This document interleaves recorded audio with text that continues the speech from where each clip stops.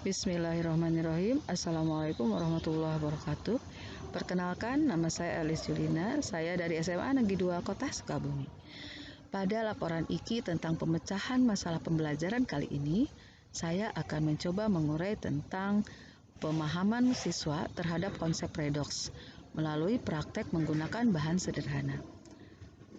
Deskripsi permasalahannya adalah bahwa ilmu kimia sulit untuk dipahami karena konsep-konsepnya bersifat abstrak dan molekuler, dan konsep kimia ini ditemukan berdasarkan data empiris, yaitu artinya data dari hasil suatu percobaan atau suatu penelitian. Materi yang akan dibahas di sini adalah tentang materi yang sulit untuk diterima siswa secara teori, yaitu reaksi redoks.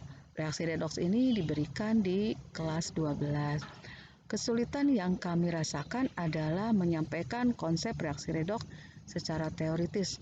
Kalau misalnya ingin berdasarkan suatu percobaan, maka kita harus menggunakan bahan kimia yang cukup berbahaya. Oleh karena itu, dilihat dari akar permasalahannya, yaitu yang pertama, konsep reaksi redoks termasuk konsep yang sangat sulit dipahami secara teoritis. Yang kedua, bahwa konsep kimia harus dijelaskan melalui data empiris sebuah eksperimen. Dan yang ketiga adalah bahwa percobaan kimia biasanya menggunakan bahan kimia yang berbahaya. Nah, dari situ maka kami berusaha mencari alternatif solusi, yaitu yang pertama yang saya lakukan adalah dengan cara mencari metode pembelajaran yang menarik untuk memahami konsep redoks tersebut. Yang kedua adalah berkreasi dalam strategi pembelajaran yang menarik. Yang ketiga adalah membuat LKPD yang menarik dan sesuai dengan tujuan pembelajaran dari konsep redoks. Yang keempat, melakukan percobaan dengan menggunakan bahan yang sederhana dan tidak berbahaya, sehingga ini sangat mudah untuk dipahami dan mudah untuk ditemukan siswa dalam kehidupannya sehari-hari. Yang kelima adalah memahami konsep redoks secara empiris lebih mudah dibandingkan dengan cara teoritis. Dan yang keenam adalah melalui praktek menggunakan bahan sederhana. Ini tujuannya adalah untuk melatih analisis siswa dalam memahami bahwa praktikum itu tidak selalu harus menggunakan bahan yang berbahaya. Dan hasil pemecahan masalahnya adalah yang pertama, meningkatnya afektif siswa mengikuti praktikum reaksi redoks menggunakan bahan yang sederhana. Yang kedua, siswa terlihat tertarik melakukan aktivitas pembelajaran dengan antusias.